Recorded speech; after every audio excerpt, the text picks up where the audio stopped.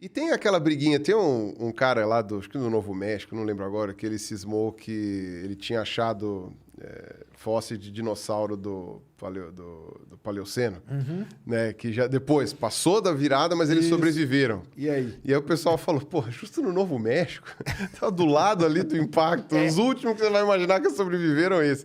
Mas não, é aquela briga quando você tem dificuldade de fazer a datação absoluta e ela vira só relativa. Aí, dá um erro grande. E aí o pessoal consegue argumentar que, tipo, não, essa camada inverteu, trocou e tal, mas aí ninguém... O cara escreveu um calhamaço de artigo, artigo de 200 páginas, galera, um livro. galera leu. Não Mano, passou. Você tá... É que nem um cara, né, que ele era um primatologista, que ele fez um artigo gigantesco para tentar provar que o nosso parente mais próximo vivo hoje é o orangotango e não o chimpanzé.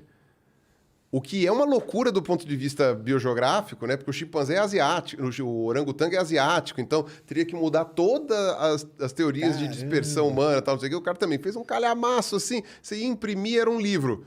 O pessoal olhou aquilo, tipo, em 10 minutos quebrou 10 argumentos do cara lá e falou assim, mano, você tá muito doido, cara, que é isso? Tal. Aí não foi pra frente, mas...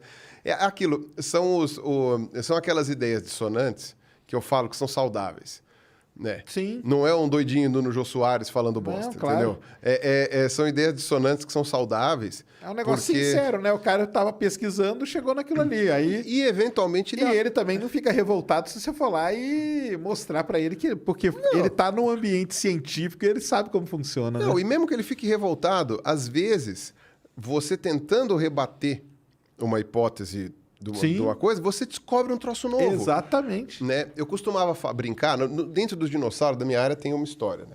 Que teve, na época que o pessoal estava discutindo se as aves eram dinossauros ou não, teve um grupo de pesquisadores que no começo não foram céticos.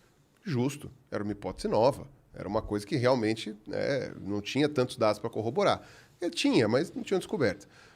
Quando desse grupo aí de pessoas que eram contrárias à ideia do dinossauro-ave, desse grupo de pessoas, um pesquisador, que é o Alan Feduccia, ele se destacou levantando vários pontos, alguns muito interessantes, alguns que nitidamente são fáceis de quebrar. Né? E tentando responder aos argumentos do Feduccia, descobriram uma série de explicações que não se tinha ideia, que corroboraram que os dinossauros são aves. Ou seja, refutaram o Feduccia descobriram uma coisa mais legal ainda, né? E aí foi assim. Então, tanto que eu até brinco. No começo, o Feduccia fazia esses questionamentos, eram muito relevantes. Hoje, se for ver, o Feduccia tá vivo ainda, tá velhinho, tá não sei o quê, já faz uns, sei lá, quantas décadas aí, as últimas aí, que ele só tá falando merda. Aí sim, aí ele tá chutando, ele tá querendo, sabe, tipo, não me conformo. Então qualquer merda que aparecer, ele vai falar que, tipo, não, tá vendo, tava certo. Não, cara, esquece, aceita que dói menos, joga a toalha. Mas não, ele não quer jogar a toalha, mas ele tá cada vez mais sozinho, né? Ele tem 2 alunos e acabou, né? Ele não sei lá quantos alunos, tô chutando. E aí, então, quer dizer, ele não tem mais... Foi se isolando, né? Foi se isolando, mas porque foi teimoso.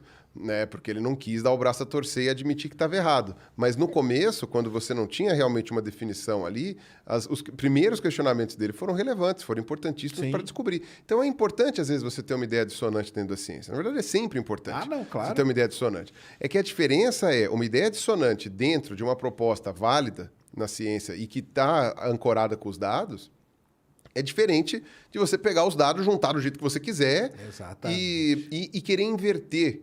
Porque é aquela coisa, você vai falar, você tem a ditadura da academia que não deixa ideias novas. É óbvio que você vai ter resistência de ideias novas. As pessoas não querem mudar de ideia. Mas se as suas ideias forem boas, as pessoas novas vão querer. E se ela for boa de fato, elas vão conseguir provar, corroborar essa hipótese. Né? O exemplo maior é o da deriva continental lá, né? O Wegener, quando ele apareceu todo mundo lembra desse exemplo do Wegener, né? Tipo, ele apareceu, ninguém deu trela para dizer que os continentes andavam, entre aspas, e aí depois descobriram mais evidências mostrando que sim. Mas o problema é querer subverter isso. Você vai para a academia, fala as coisas. Ninguém acredita, por quê? Porque é uma bobagem. Aí você vai o quê? vai para a mídia e começa a alardear. E aí as pessoas leigas passam a te conhecer mais do que aos acadêmicos que estão falando algo que presta. E passam Mas a conhecer aí, cara, essas pessoas que estão ali, tipo, sabe, delirando. E aí entra naquele negócio que eu falo. Por que acontece isso? Porque o cara da academia, ele fica aqui, ó. E o cara que maluco entra aqui, ó. Entendeu? O cara da academia, ele cria esse buraco, esse gap entre ele e o público, entendeu? Ele fala assim, galera, já que vocês não querem mesmo, vocês não estão dando, deixa eu ficar aqui escrevendo meu paper, que é o que eu vou ganhar dinheiro e tal. Só que nisso vai abrindo esse buraco que dá a chance Por que o cara entra e vai atrás da mídia e espalha essa loucura? Porque criou esse buraco. Porque se esse buraco aqui tivesse coberto pelo pessoal da academia de alguma forma, entendeu? Ó, tem o cara lá que tá pesquisando, mas ó, você e você, vocês vão fazer o trabalho, tipo, sujo. Vocês vão ficar aqui nesse meio conversando com o público, para não deixar ninguém entrar, entendeu? Exato. Isso eu percebi muito quando foi esse lance da mudança climática. Sim. Porque quando eu fui tentar falar com os professores, nem todos os professores foram abertos a Exatamente. gravar uma entrevista, a falar coisas, por medo. A gente também tem que levar em conta, né, isso eu até brinco com o Reinaldo, né, que alguns jornalistas traumatizam o cientista, né? Sim. Você fala conhaque de alcatrão, ele escreve catraca de avião e, tipo, aquela coisa. Mas, levando em conta, né, descontando essa parte, você tem também esse lance de que, por exemplo, o financiamento de pesquisa, ele não vem você falando com o público, né? O financiamento de pesquisa vem você publicando o paper e colocando a... É o que eu acho, cara. Porque eu acho que o sistema tá errado, entendeu? Outro não tá errado, mas tá incompleto. Incompleto. Entendeu? Isso. Que é uma coisa que, em alguns países, a coisa vai um pouco melhor. Sim. Né? Então, como eu falei, eu tive dificuldade para gravar com professores aqui, às vezes, né? Para algumas coisas. Eu fui para o Canadá gravar uma entrevista com um professor canadense. Os caras te convidam lá, cara. Não, essa entrevista nunca foi ao ar, mas um dia ela vai, tá, gente? Não me cobre, ela tá até legendada já. Mas, cara, eu fiquei assustado. Como que o cara, ele, inclusive, ele deixou o laboratório dele preparado. É isso que eu ia falar. Os caras fazem isso. Ele já sabia coisas que eu provavelmente ia perguntar. E ele já deixa tudo ali. Já deixou a lâmina preparada, o negócio pronto, a amostra ali. E ele dedicou, sei lá, 2h30 da vida dele. E ele tava, acho que, de férias. Porque ele tava, sabe, de bermuda, tal, não sei o quê. Acho que ele tava de férias. Mas ele falou, não sei o quê. E aí, quando eu fui embora, eu falei, nossa, professor, mas o senhor tinha tudo pronto para mim, né? Muito atencioso. Aí ele falou assim, eu faço isso toda semana. Problema não. Eu já deixo ali no cantinho, é super fácil. Toda semana eu repito a mesma coisa, pode ficar tranquilo. Porque é uma rotina deles lá, né, cara? É uma rotina. Agora a nossa aqui, você vai tentar falar com o cara, é muito complicado. Aí o cara não quer falar. Aí tem vários fatores que entram aí. Às vezes não quer falar por trauma. Às vezes não quer falar por tal, às vezes não quer falar, cara, não vou perder tempo falando que você bando aí, cara, entendeu? E outra, também tem uma outra questão. Tá mudando, né? Antes que me acuse, tá mudando, tá melhorando. Tem alguns pontos, né, que estão surgindo. Pelo menos na sua área, eu não sei, mas dentro, por exemplo, da astronomia, a gente já tem alguns professores que começam a se destacar fazendo esse trabalho. Mas aí qual que é o problema? Tem uma massa aqui que vai em cima deles, entendeu? Ah, sim. E aí vira aquela coisa... Você atrai o holofote. Dentro da academia, cara, o cara, para de ir lá, não vai lá. Tanto que eu até brincava antes, cara, falava assim, cara, você falava de YouTube dentro da universidade porque queriam te matar, cara. O que é isso? Sim, falava... O que eles lembram? Eles lembram do Felipe bobeira, Neto xingando, exato. entendeu? Os caras acham que era bobeira. Você acha que vai ficar lá xingando igual aqueles caras, entendeu? Aí você tem que explicar. Mas tá acontecendo isso, esse movimento aqui. Esse pessoal tá tomando espaço, não sei o quê. Cuidado. O pessoal from hell, né? Não o pessoal da... o pessoal from hell tá tomando espaço. Cuidado. E não sei o quê. E é interessante. Tinha um amigo meu que, quando eu tava no doutorado, ele era pós-doc. E ele ficou sabendo do meu canal e começou a assistir, né? E aí, até quando eu comecei a fazer participações especiais em outros canais, ele viu alguns que ele assistia também e tal, não sei o quê. Ele veio parabenizar. E aí... ele falou, putz, aí eu abri o YouTube para assistir seus vídeos, mas eu acho que ele não tinha uma conta no YouTube. Então, ele abria com o YouTube deslogado. E aí eu vi vários outros vídeos. Aí eu vi o vídeo do fulano, da fulana e do Beltrano. Eu não vou falar nomes, porque agora são meus amigos, pessoas que eu conheço e tal. Ele ficou indignado. Ele olhou e falou, meu Deus, esses vídeos são uma bosta! Entendi. São lixo, não acrescentam em nada! E não sei o que. Eu falei, cara, você tá em choque porque é o seu primeiro contato, velho. Isso não é nada, isso tá tranquilo, tá? Também tá velho, então... Não, velho, imagina, né, velho? Mas enfim, ele ia ter uns 5 anos a mais que eu. Mas eu falei assim, ó, sossega. É só um primeiro impacto, as pessoas gostam de entretenimento, mais do que de ciência...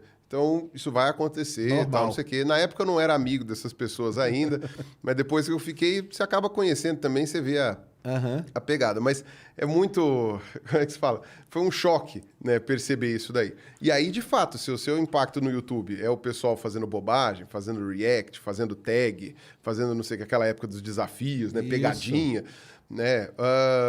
Se você chama alguém para aparecer no YouTube, o cara não vai querer. O cara vai falar, pô, vai aparecer no YouTube, porque vai ficar os caras aí, você vai querer o quê? Tem essa resistência, né, você vai querer o quê? Ficar tacando balão d'água, fazendo não sei o quê, fazendo essas bobagens, entendeu?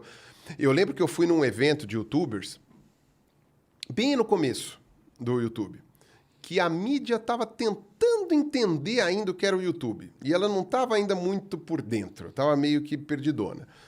E aí, nesse evento, eu fui... E eu tava com a galera da zoeira. Da zoeira. Assim, não a galera da zoeira, mas tinha muita gente, tipo, sabe, mais porra louca, assim, né, junto comigo. Eu era o único da ciência ali, ou vai, uma coisa mais assim, né? E aí o que acontece? Juntou o pessoal lá e aí eles... Ah, agora vai aparecer na televisão. Ah, beleza. Aí o cara falou, ó, vou ligar a câmera e vocês fazem suas coisas aí. O que é tuas coisas aí? Ah, as coisas de youtuber que vocês fazem aí. E aí era o quê? Era micagem, era piada, era musiquinha, era dancinha, era coisa. E eu fiquei parado com cara de cu. Eu falei assim, eu não faço nada disso. Eu falei, você faz o quê? Você falou, eu falo. Eu não faço nisso. Não, mas você grita? Não. Ah, você... Não. Você dança também? Não. Você faz o quê, né? Eu podia falar, né? Tipo assim, na verdade, eu imito o Cortella, eu não sei o que. Era o máximo que eu podia fazer, né? Tipo, aí, tipo, é isso. E aí ficou nessa coisa. Então, óbvio que o pessoal da academia ia ficar um pouco reativo a isso, né? Hoje está muito mais hoje já tá eclético. melhorando. Não, tá muito hoje mais tá eclético. melhorando, melhorou muito. E até o Lattes, né? Hoje ele já tem ali um negocinho para divulgação, né? Exato. Ele dá uns pontinhos projeto ali, temático, né? já prevê, se eu for pegar a FAPESP, já prevê uma porcentagem para divulgação do resultado. Isso. Agora, uma outra coisa também, e nesse ponto o pessoal da negação da ciência tomou dianteira, é que assim, como o pessoal da academia, quando ia comunicar com o público, estava mais acostumado a lidar com jornalista, né? Sim. Salvo o trauma dos jornalistas que falavam coisa, né? Mas, tipo, o que você fala para o jornalista? Você fala para o jornalista, nós descobrimos isso. Ah, e por que isso aqui quer dizer o quê? Porque isso é assim. Era isso que tinha que falar com o jornalista. Ia dar 5 linhas no jornal, no máximo meia página, uma coisinha assim. Ninguém não ia dar uma coisa tão explicadinha assim. Então, salvo alguns jornalistas um pouco mais detalhistas, então, o Reinaldo, o Ayrton, né, o Salvador, o Tufani, que faleceu recentemente, né? Tipo, todas essas pessoas aí, tirando essa galera, desculpa que eu esqueci. Ah, o Carlos Ors. Ah, bom, agora eu vou ter que ficar lembrando de todos, vai ser complicado. Mas, salvo essas pessoas, né, a maioria dos coisas eram reportagens curtas. Esses professores, eles nunca tiveram a pressão ambiental para explicar de maneira mais detalhada aquilo que eles sabem. Porque o jornalista, em geral, ele só perguntava o básico. E o básico era uma coisa mais simplificada. Quando que o professor explicava? Na aula, dando aula. Sim. Né? Era ali que ele dava uma coisa um pouco mais. Mas aí você tem tempo, aí você tem material didático, aí você tem provas, tem testes, tem coisas. Tem aluno, que tem professor que nem dá aula, né? Quem dá é o aluno. Tal. Então, quer dizer, você tem tudo isso. Para falar com a mídia, você não tem. Para fazer vídeo no YouTube, você não tem tempo, você não tem essas coisas. Quer dizer, eu fiquei criando minha escala de tempo para ver se conseguia. Mas, e aí você tem tudo isso. Então, nesse caso, a academia científica sofreu um soco na cara. E até eles acordarem atordoados desse soco, demorou. E aí o que tinha? Tinha eu, tinha você, tinha o Átila, tinha tinha o Iberê, se você for levar em conta. Tinha... Quem mais está bastante tempo fazendo vídeo pro YouTube? Ah, não, tem essa galera. O Filipão, o próprio Felipe, né? É, o Felipe, sim, o Felipe. Pedro Lousa. O Pedro Lousa. O Pedro Lousa um pouco depois, né? Mas a galera a mais velha guarda, assim, tinha essa galera. E essa galera foi quem apareceu como bote salva-vidas ali para falar, gente, me ajuda, a gente não tem a menor ideia do que está acontecendo. É isso mesmo. Sabe quem ajudou no começo, né? E uma pessoa que não tem nada a ver com isso, mas que foi chamado por alguns laboratórios para tentar fazer vídeo para o YouTube divulgando a pesquisa? O Carlos Ruas. Ah, sim. O Carlos Ruas. Eles falaram, puxa, ele faz história em quadrinho. Que é um jeito Vamos fazer a coisa. Ah, não, eu vou trazer ele aqui por causa do livro dele, ele vai vir aqui, ele já tá marcado. Ah, sim. Não, é legal pra caramba. Isso. Muito legal. E aí o que acontece? O Ruas fez isso, porque era... E óbvio, foi uma coisa acertada fazerem isso, mas era uma coisa meio desespero de tipo, a gente não tem a menor ideia do que a gente vai fazer para divulgar o nosso trabalho. Putz, tem um cartunista aqui que eu gosto. Ah, vamos chamar ele para fazer um desenho. Tipo, é uma ideia que parece bastante simples para nós hoje, mas que não era tão simples assim para quem nunca teve a pressão de divulgar para o público, né? E eu falo de pressão não é nem por vontade. Vontade sempre teve algumas pessoas que faziam. Né? Eu sempre cito o Anelli, lá da Geociências, né? Você deve conhecer o Anelli, que faz tem um monte de livros de divulgação. Aliás, o Anelli é uma pessoa legal para chamar aqui também pro podcast. É, ele é. Então, e o Anelli tem um monte de livros didáticos. O pessoal me pergunta, Pirula, você tem algum livro para criança que fale de dinossauro? O livro do Anelli. Digita, Luiz Eduardo Anelli, você vai achar um monte de livros. Ele deve ter uns 15, 20 livros já. Ele era uma voz ali, né? Mas era solitário, né? O Anelli era considerado um esquisitão, Exato. entendeu? A galera olhava torto pra ele, falava assim, fica falando com criança. Sabe? Então, isso é uma coisa... Aquele alossauro que tá montado na frente da GEL, foi o Anelli que conseguiu, entendeu? Então, é uma coisa muito interessante quando você olha isso daí. Que tinha umas pessoas na academia que estavam, obviamente, dispostas a fazer esse tipo de comunicação. Mas, além do veículo, que não estava tão bem disponível como o YouTube, você também tinha essas dificuldades da resistência e da falta de incentivo. Sim. Né? Eu lembro que de professores falando que o tripé da USP, né, pesquisa, ensino e extensão. Né? E aí o que acontece? A parte da extensão não contava ponto para progressão de carreira. É isso que eu falo. Não contava ponto. Tipo, você podia fazer extensão... Tá esquisito. É o sistema que estava errado, né? Agora os caras começam a dar ponto para isso. E aí é bom. E aí o que acontece?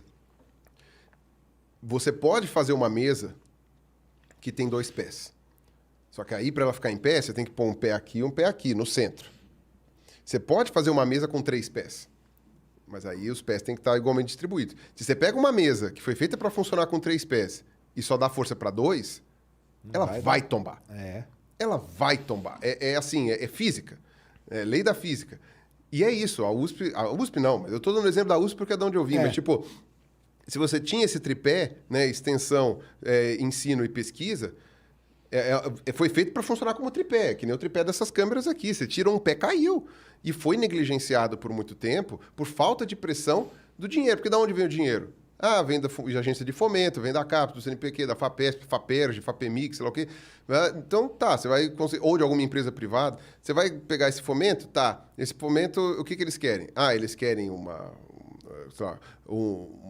tantas publicações, eles querem tantas coisas, eles querem que você, sei lá, construa um laboratório, eles querem que você oriente tantos alunos, que você faça tantas defesas. Nunca tem ali você quer uma patente, né? Por exemplo, no caso de ciência mais aplicada, a gente quer uma patente para colocar na empresa, tal, não sei o quê.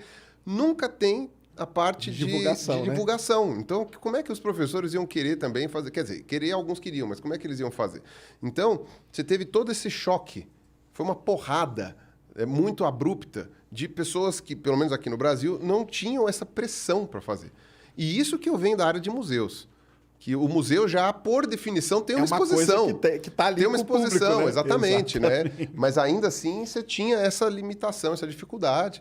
Né? E